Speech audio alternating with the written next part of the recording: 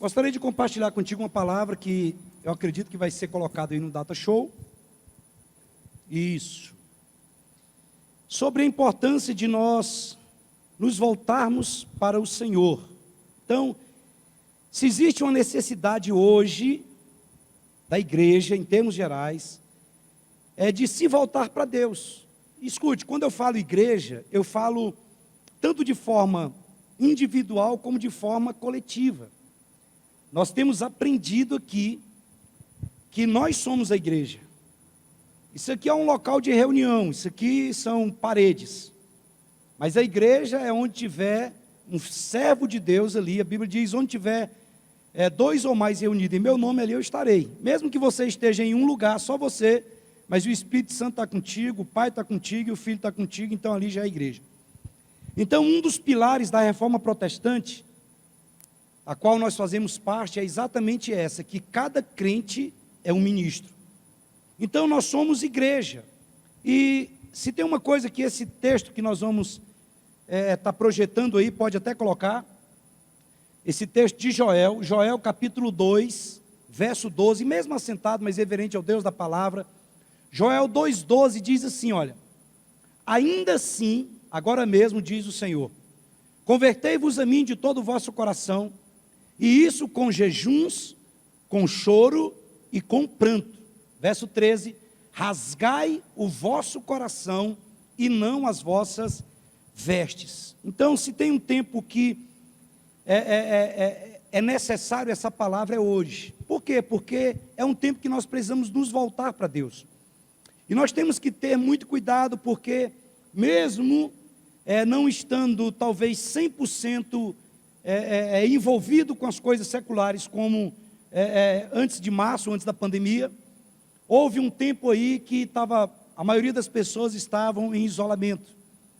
E experimentaram algumas coisas, como por exemplo ficar em casa, como por exemplo não congregar, como por exemplo você não ter que liderar uma célula, que participar de uma célula, que teve que vir no Tadel. Então de repente algumas coisas foram acontecendo dentro de nós, que é comum a todo ser humano. É comum quando você deixa de praticar algo, você perder o interesse por aquilo. Isso tanto no aspecto natural, como no aspecto espiritual. Se uma pessoa ele gosta de ir para a academia, mas ele vai todo dia, mas se ele ficar alguns dias sem ir, para ele retornar, ele vai ter muita dificuldade. Se alguém gosta de pedalar, de jogar futebol, sei lá, qualquer coisa, se ele para de praticar aquilo, se ele ao invés de ir fazer o exercício, ele prefere ficar em casa, assistindo um filme, dormindo, ou descansando, ou mexendo com as redes sociais, é natural do ser humano ele cair no comodismo. E muito mais ainda no aspecto espiritual. É por isso que nós temos exortação do autor de Hebreus e de tantos outros homens de Deus. Em Hebreus, o autor de Hebreus diz, não deixai-vos de congregar, como é costume de alguns. Antes façamos a demonstração, tanto mais quando vede que o grande dia se aproxima. Às vezes, é claro que tem pessoas que não estavam liberadas ainda, não podia participar, mas eu vi muitas pessoas que às vezes mesmo em casa, ela não cultuava. Às vezes ela colocava ali e assistia filme, estava assistindo filme, assistindo um jogo e vendo o culto, levantava, não cultuava da maneira que tinha que cultuar. Então, é muito importante nós entendermos algo. Se nós nos afastamos do Senhor, nós enfraquecemos. E automaticamente nós vamos nos tornar permissivos em algumas coisas. E essa permissividade, ela vai dar espaço para o pecado. E o pecado vai entrar no nosso coração. E de repente nós começamos a nos esconder de Deus. Lá no Éden, quando o homem peca, Deus vem para ter comunhão com ele. E de repente o homem se esconde. E Deus pergunta, onde é que você está? Ele fala assim, olha, nós vimos que o Senhor estava vindo. Percebemos que nós estávamos nus. Isso fala do pecado. E nós nos escondemos porque ficamos com vergonha. Geralmente alguém que vai permitindo algumas coisas na vida, ele vai esfriando o coração e automaticamente ele vai ficando debaixo de acusação e ele se afasta. Então, o pecado enfraquece e nos afasta da presença de Deus. Nesse texto aqui, nós vamos ver o profeta Joel, ele está tocando uma trombeta. Se você ler todo esse livro, você vai perceber que começaram a vir gafanhotos, veio a seca, veio a fome, o exército inimigo invadiu Israel, estava assolando, destruindo com Israel. E o profeta Joel, ele vai tocar trombeta aqui, e ele vai desafiar o povo no capítulo 2 a mudar essa situação. E ele diz, olha, para nós mudarmos a situação em que nós estamos vivendo hoje, nós precisamos nos voltar para Deus. E eu vou dizer algo para você, parece uma situação muito semelhante à que nós estamos vivendo. Nós vimos no Chile, pessoal tocando fogo em prédio de igreja. Nós vimos em Nova York, numa igreja batista, acontecer a mesma coisa. Nós vamos vendo exatamente um domínio maligno se estabelecendo nesse tempo, o amor de muitos esfriando, e a igreja, ela é a luz do mundo e ela é sal da terra. Então, como igreja, nós precisamos nos posicionar, tanto individualmente, como de maneira coletiva, nesse tempo, para nós não perdermos espaço para as trevas. A igreja, ela nunca recua. A Bíblia diz que as portas do inferno não prevalecerão contra a igreja. Então preste atenção, às vezes as pessoas acham que os crentes ou a igreja é um povo que fica acuado e o inferno fica lá querendo pegar, o diabo está querendo pegar. Não, a Bíblia diz que não é que as portas da igreja resistem, não, diz que as portas do inferno não prevalecerão contra a igreja. Quando nós de maneira individual, de maneira coletiva, nós avançamos, nós estamos batendo na porta do inferno, e a porta do inferno não vai prevalecer contra a igreja. Então o profeta Joel dá para nós alguns princípios, que se nós entrarmos nesse processo, nós vamos estar nos voltando para Deus, e nós vamos perceber um reavivamento, um reaquecimento na nossa vida, na nossa célula, na nossa família, na igreja, no Brasil e no mundo. E a primeira coisa que eu quero compartilhar contigo, é que ele diz, olha, ainda assim, agora mesmo diz o Senhor, convertei-vos a mim, convertei-vos a mim. Primeiro princípio de retorno, exatamente aquilo que Deus deseja, a voltar-se para Deus, nós termos uma volta para uma relação pessoal com Deus. Irmãos, deixa eu dizer algo, olha, imagine, nós sofremos muito pouco a discriminação pelo fato de sermos cristãos. Existem muitas coisas, mas existem países aí que é proibido, literalmente as pessoas morrem, eles matam aquele que confessa a sua fé, aquele que diz que é cristão. No Brasil nós não chegamos ainda nesse nível. Nós temos liberdade para cultuar, mas mesmo tendo essa liberdade para cultuar, nós nos afastamos. E a Bíblia diz em Tiago repete um texto de Isaías, quando ele diz, achegai-vos a mim, e eu me achegarei a vós. Deus, ele está nessa posição aqui, de abençoador, de Deus que ama, de Deus bondoso, e nós estamos aqui nessa posição. Deus não muda, porque a manifestação da totalidade, do amor, do poder, da glória, da graça de Deus está no Calvário. Agora nós é que ficamos com esse zigue-zague, com esse vai e vem. E aqui ele está dizendo, olha, ainda assim, agora mesmo, diz o Senhor, convertei-vos a mim, convertei-vos a mim. O caminho da restauração, ele é aberto quando nós voltamos as costas para o pecado, para a carne, para o mundo, e nós nos voltamos completamente a face para Deus. Esse é um tempo do secreto. Esse é um tempo de nós fazermos como Jesus fez, como Paulo fez, como João Batista fez. Jesus, ele manifesta o seu ministério somente a partir dos 30 anos de idade. Nesses 30 anos, Jesus estava no secreto, bebendo da fonte, bebendo do relacionamento com Deus. João Batista também aparece no deserto pregando arrependimento e batizando. João Batista aparece com quase 30 anos de idade. O que João Batista estava fazendo? Ele estava armazenando dentro dele tudo aquilo que ele iria precisar para que o Espírito usasse para que o reino fosse implantado. Quando nós vamos para o secreto, quando nós voltamos o nosso coração, nos convertemos totalmente ao Senhor e bebemos da palavra, e nós, buscamos a face do Senhor, nós estamos armazenando de maneira proposital um material dentro de nós.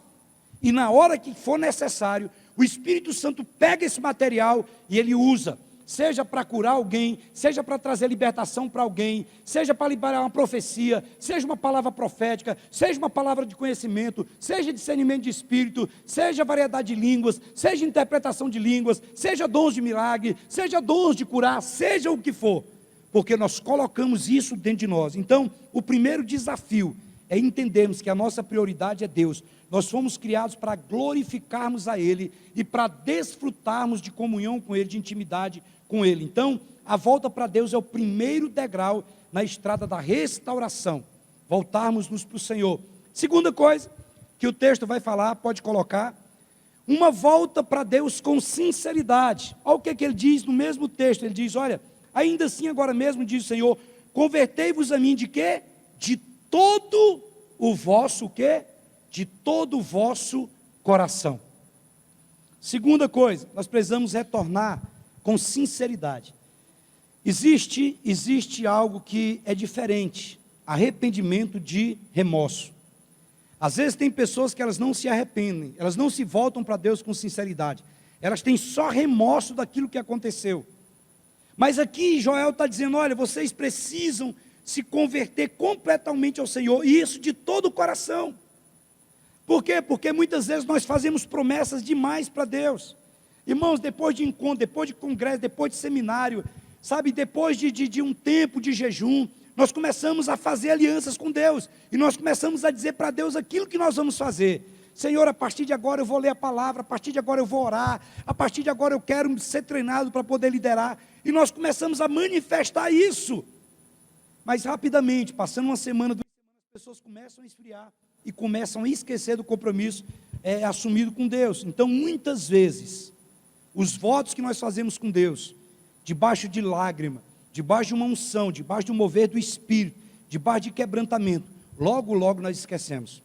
Quantas pessoas que já vieram no altar e entregaram completamente a sua vida, mas logo, logo elas se esqueceram disso. Então, nosso cristianismo não pode ser um cristianismo raso, tem que ser algo mais profundo, não somente a nível de alma, mas a nível mesmo de espírito. Quantas vezes o pastor Gerson, ele usava uma palavra, não sei que é dele, diz, olha, o horário que talvez o crente mais mente é quando ele canta, porque ele fala para Deus, ó, tudo entregarei, mas ele não entrega a sua vida, não entrega a sua família, não devolve o seu dízimo, não devolve nada. Quantas vezes que nós falamos, olha, pelo Senhor eu morro, eu quero amar o meu irmão, mas na realidade, quando é necessário fazer, não fazemos. Isaías vai dizer, olha, esse povo me honra com os lábios, mas o seu coração está longe de mim.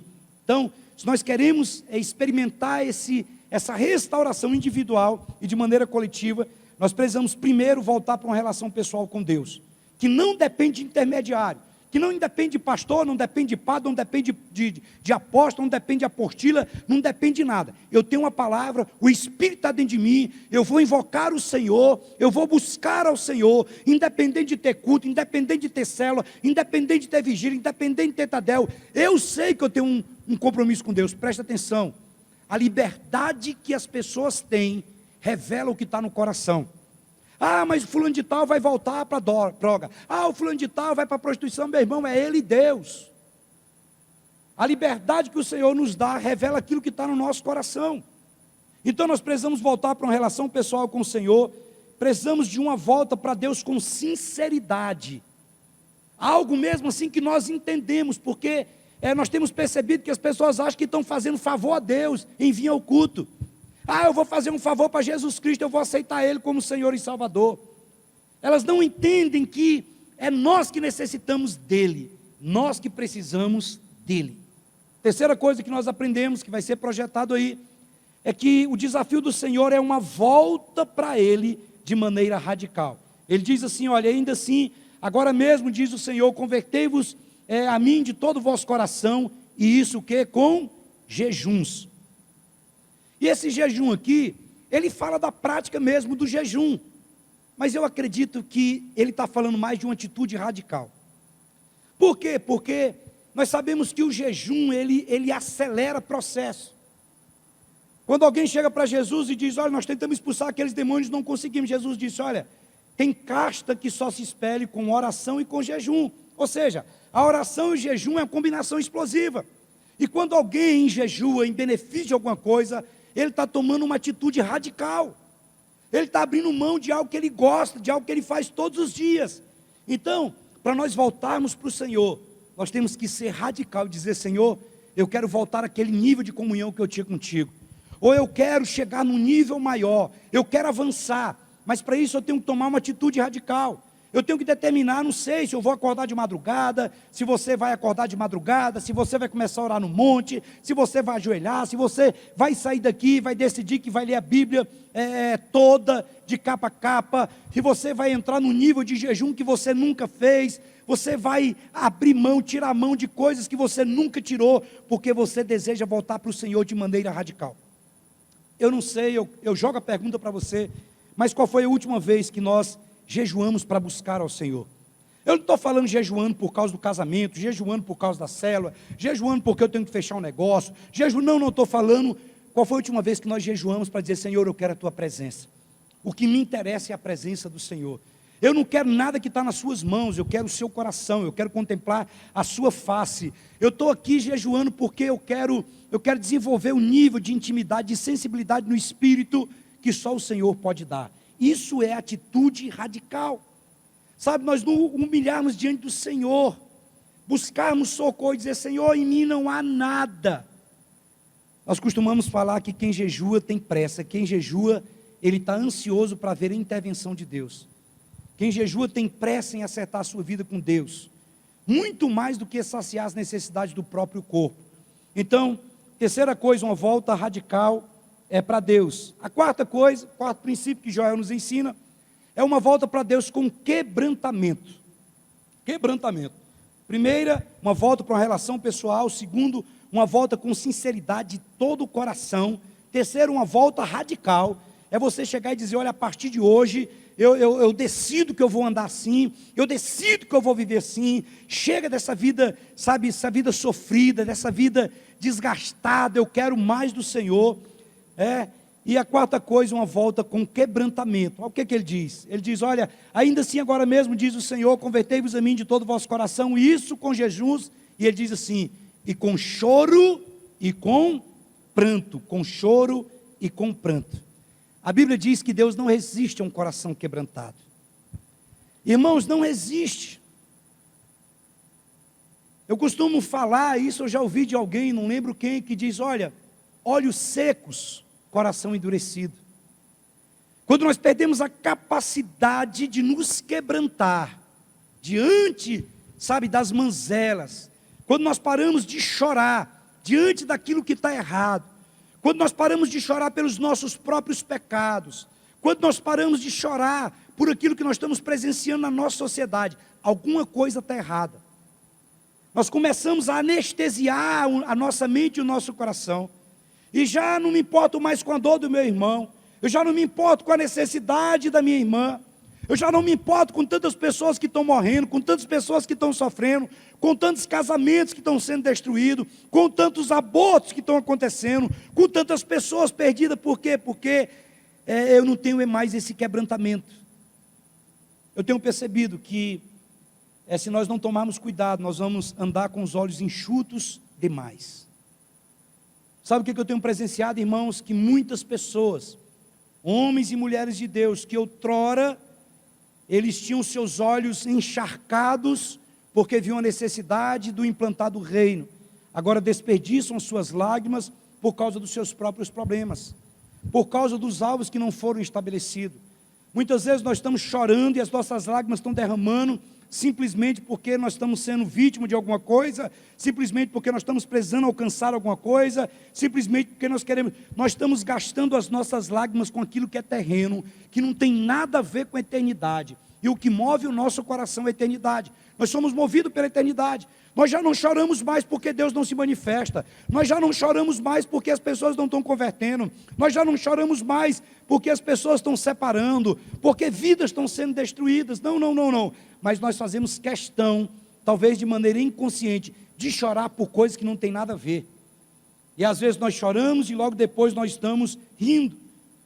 Nós precisamos voltar a chorar como Jacó chorou no vale de Jaboque, buscando uma restauração da sua vida. Jacó desesperado diz: olha, eu não saio daqui, sabe, lutou, a Bíblia diz que ele lutou com o anjo, lutou, sabe, até ele ser tocado, até ele ser marcado. Ele disse: olha, eu não quero mais ser conhecido como trapaceiro, eu quero ser alguém diferente, ou o Senhor muda a minha vida ou me mata. E ele diz: a partir de agora você já não é mais Jacó, você agora é Israel, Você agora é príncipe de Deus, porque você lutou contra os homens e você prevaleceu. Nós temos que voltar a chorar, para que a nossa vida seja restaurada, para que deficiências no nosso caráter sejam mudadas. Não adianta sentar em cima da nossa dor, não resolve o problema. Não adianta ficar com vídeo, presta atenção, nós não fomos chamados para ser problema, nós fomos chamados por Deus para ser resposta, para ser solução. Tudo que foi criado para ser resposta, solução para alguma coisa. Criaram a cadeira para a pessoa não ficar em pé, criaram o óculos para a pessoa enxergar melhor, criaram o carro para a pessoa poder se deslocar. Tudo que foi criado foi com o propósito de resolver um problema. Nós fomos gerados pelo Senhor, restaurados pelo Senhor, para ser resposta para essa geração. A Bíblia diz que Davi cumpriu com todo o propósito de Deus da sua geração. Nós precisamos voltar a chorar pela nossa família, como Davi chorou quando chegou na cidade de Ziglag, viu a aldeia incendiada e viu as suas mulheres e seus filhos sendo levados refém. Nós estamos vendo nossa família ser destruída, nós estamos vendo os nossos filhos esquecendo completamente de Deus, se envolvendo só com aquilo que é secular. Nós estamos esquecendo de tantas coisas, sabe? Nós estamos deixando de chorar, de clamar, de pedir pela nossa família. Nós temos que voltar a chorar como Neemias chorou, quando ele soube da desonra, e quando ele soube como que os muros foram destruídos. Irmãos, nós não podemos nos calar, nós não podemos nos inquietar em ver tudo o que está acontecendo no mundo. Nós temos que voltar a chorar como Pedro, que chorou pelo próprio pecado de negar o Senhor. Ah, mas Pedro negou o Senhor, eu não negaria. Às vezes nós negamos, às vezes os nossos comportamentos diários negam ao Senhor, mesmo que não sejam com palavras.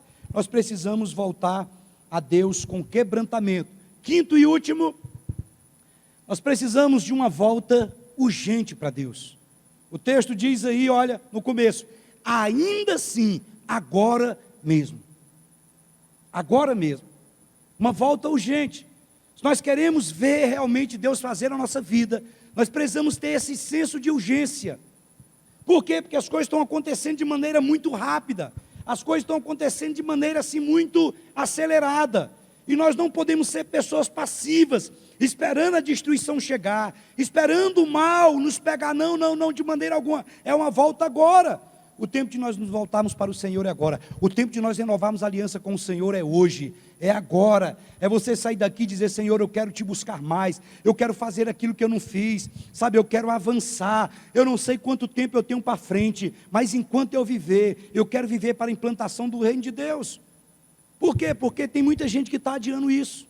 Ela está adiando liderar, ela está adiando pregar o evangelho, ela está adiando firmar, ela está adiando jejuar, ela está adiando orar, ela está sempre empurrando com a barriga, ela está sempre procrastinando. A semana que vem eu começo, e olha, com pandemia ou sem pandemia, a verdade é o seguinte: o ano está acabando, o ano está terminando.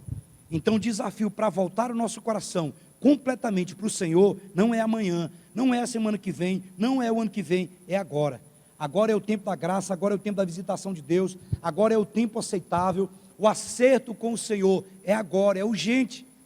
É você investir isso. A restauração começa na igreja, e é pela igreja que ela vai atingir o mundo. Quando nós, como igreja, acertamos a nossa vida de maneira individual e de maneira coletiva, do céu brota cura para a terra. 2 Crônicas capítulo 7, versículo 14, ele diz: se o meu povo que se chama pelo meu nome se humilhar, orar e me buscar e se converter dos seus maus caminhos, então eu ouvirei dos céus, perdoarei os seus pecados e sararei a sua terra. No mesmo capítulo, mas nos versículos seguintes, diz assim, para nós concluirmos, pode colocar, Joel capítulo 2, versículo 23 ao 27, são 2 slides. O primeiro diz assim: alegrai-vos, pois, filhos de Sião, regozijai-vos no Senhor vosso Deus, porque Ele vos dará em justa medida a chuva, fará descer como outrora a chuva temporã e a serôdia, as eiras se encherão de trigo e os lagares transbordarão de vinho e de óleo, restituir-vos-ei os anos que foram consumidos pelo gafanhoto migrador, pelo destruidor e pelo cortador. Próximo slide. Comereis abundantemente e vos fartareis, e louvareis o nome do Senhor vosso Deus, que se ouve maravilhosamente convosco, e o meu povo jamais será envergonhado. Saberei que eu estou no meio de Israel, e que eu sou o Senhor vosso Deus, e não há outro, e o meu povo jamais será envergonhado. Isso aí é o resultado de nós decidirmos voltar o nosso coração inteira e completamente para o Senhor. Quantos podem dizer amém? Se coloque de pé, vamos orar em nome de Jesus. Voltar para esse relacionamento pessoal com Deus, fazer isso com sinceridade, de maneira radical, de maneira quebrantada e algo urgente. Não ficar procrastinando, mas declarar, determinar no seu coração, que o seu coração é completamente para o Senhor. Nós somos movidos pela eternidade. A Bíblia diz que Deus colocou a eternidade dentro do nosso coração. Quantos podem dizer amém? Erga suas mãos para os céus, vamos orar. Pai, nós invocamos o teu nome nessa noite, no nome poderoso de Jesus.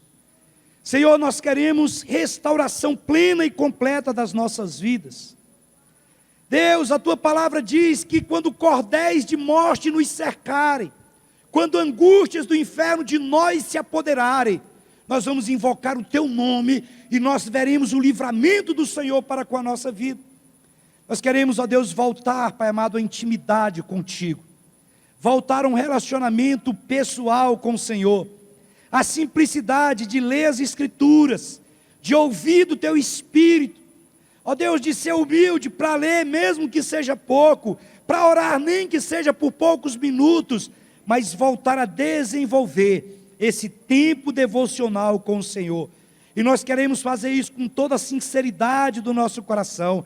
Nós queremos fazer isso de forma radical, com um coração quebrantado, porque a tua palavra diz que um coração quebrantado, o Senhor não rejeita, Pai. E nós queremos fazer isso com senso de urgência, porque nós somos movidos pela eternidade. Nós não somos movidos por aquilo que vemos, somos movidos por aquilo que foi implantado no nosso espírito pelo Senhor, em nome de Jesus. Quantos podem dizer amém? Que o Senhor te abençoe e te guarde, que Ele faça resplandecer sobre você a sua luz e te dê a paz. Um beijo no coração e uma semana abençoada em nome de Jesus.